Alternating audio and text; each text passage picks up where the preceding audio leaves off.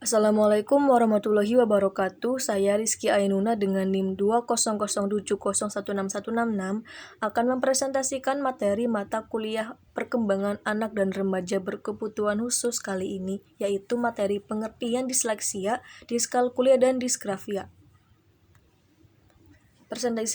Presentasi saya akan berisi 3 bab. Yang pertama, disleksia beserta pengertian, faktor penyebab, dan beberapa tokoh yang mengidap disleksia.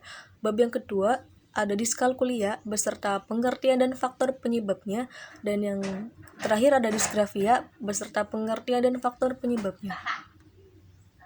Yang pertama, disleksia. Menurut Urban Dyslexia of the USA, disleksia adalah salah satu dari beberapa ketidakmampuan belajar.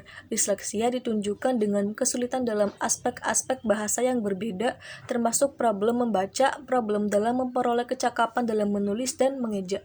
Definisi ini memuat beberapa poin, yaitu 1. Disleksia adalah salah satu dari kesulitan belajar, dan yang kedua, kesulitan dalam fonologi. Yang ketiga, disleksia mencakup problem mengeja dan menulis. Faktor-faktor penyebab. Menurut Darjowijoyo tahun 2008, penyebab disleksia bisa dikelompokkan menjadi 3 kategori faktor utama. Faktor-faktor tersebut antara lain faktor pendidikan, faktor psikologis, dan faktor biologis. Faktor pendidikan. Disleksia disebabkan oleh metode yang digunakan dalam mengajarkan membaca, terutama metode whole word yang mengajarkan kata-kata sebagai satu kesatuan daripada mengajarkan kata sebagai bentuk bunyi dari suatu tulisan. Yang kedua ada faktor psikologis. Beberapa periset memasukkan disleksia ke dalam gangguan psikologis atau emosional sebagai akibat dari tindakan kurang disiplin, tidak memiliki orang tua, sering pindah sekolah, kurangnya kerjasama dengan guru, atau penyebab lain. Yang ketiga ada faktor biologis. Sejumlah peneliti meyakini bahwa disleksia merupakan akibat dari penyimpangan fungsi bagian-bagian tertentu dari otak. Diyakini bahwa area-area tertentu dari otak anak disleksia perkembangannya lebih lambat dibanding anak-anak normal. Di samping itu, kematangan otaknya pun lambat. Nah, terdapat faktor yang keempat juga, yaitu faktor kecelakaan. Gangguan kemampuan membaca atau mengenali huruf serta simbol huruf akibat kerusakan saraf otak atau selaput otak, sehingga otak kiri korteks oksipital atau bagian belakang terganggu. Kerusakan ini disebabkan oleh infeksi atau kecelakaan. Nah, berikut beberapa tokoh yang mengidap disleksia. Ada Albert Einstein, seorang ilmuwan. Ada Leonardo da Vinci, seorang pelukis dan ilmuwan. Agatha Christie, seorang penulis terkenal. Dan terdapat entertainer asal Indonesia, yaitu Deddy Corbuzier. Nah, gambar di samping merupakan sebuah poster kampanye yang dibuat oleh seorang pengidap disleksia bernama Daniel Britton asal Inggris. Britton ingin menunjukkan pada orang-orang bagaimana seorang pengidap disleksia melihat huruf.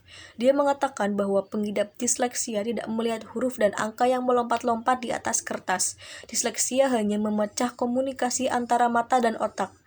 Menurut Britton, Anda bisa melihat informasi, Anda bisa melihat semua huruf sempurna, tetapi ada sesuatu dalam pikiran Anda yang menghentikan atau memperlambat proses informasi. Lalu yang kedua ada diskalkulia. Diskalkulia merupakan kelainan belajar yang membuat anak lemah dalam representasi dan pemrosesan bilangan mendasar.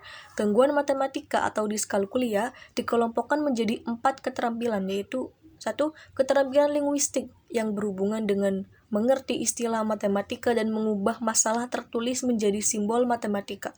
Yang kedua ada keterampilan perseptual, yaitu kemampuan mengenali dan mengerti simbol dan mengurutkan kelompok angka. Yang ketiga, keterampilan matematika, yaitu keterampilan penambahan, pengurangan, perkalian, dan pembagian dasar dan urutan operasi dasar. Dan yang terakhir, keterampilan atensional, yaitu menyalin angka dengan benar dan mengamati simbol operasi. Faktor-faktor psikis. Di dalam buku P Mathematics Education Journal dilakukan penelitian yang menghasilkan beberapa faktor psikis yang menyebabkan diskalkulia, di antaranya 1. Ingatan atau kemampuan menerima materi. 2. Konsentrasi belajar. 3. Rasa cukup percaya diri diikuti rasa cukup malu. Dan yang keempat, rasa cukup percaya diri diikuti rasa cukup cemas. Yang terakhir, disgrafia. Santrok mendefinisikan disgrafia sebagai kesulitan belajar yang ditandai dengan adanya kesulitan dalam mengungkapkan pemikiran dalam komposisi tulisan. Pada umumnya, istilah disgrafia digunakan untuk mendeskripsikan tulisan tangan yang sangat buruk. Faktor penyebab. Pada umumnya, penyebab disgrafia tidak diketahui secara pasti, namun apabila disgrafia terjadi secara tiba-tiba pada anak maupun orang dewasa, dapat diduga bahwa penyebab disgrafia terjadi karena trauma kepala, baik disebabkan oleh kecelakaan, penyakit, atau lainnya. Penyebab yang paling umum adalah neurologis, yaitu adanya gangguan pada otak bagian kiri depan yang berhubungan dengan kemampuan membaca dan menulis. Hal ini sesuai dengan pendapat Lerner tahun 2000 yang menyatakan bahwa ada beberapa faktor yang menyebabkan disgrafia, yaitu 1. Gangguan motorik anak, 2. Gangguan perilaku yang dialami anak, 3. Gangguan persepsi pada anak, 4. Gangguan memori, 5. Gangguan tangan pada anak, 6. Gangguan anak pada saat memahami instruksi, dan yang ketujuh, gangguan kemampuan melaksanakan cross modal. Sekian dari saya, terima kasih atas atensinya. Wassalamualaikum warahmatullahi wabarakatuh.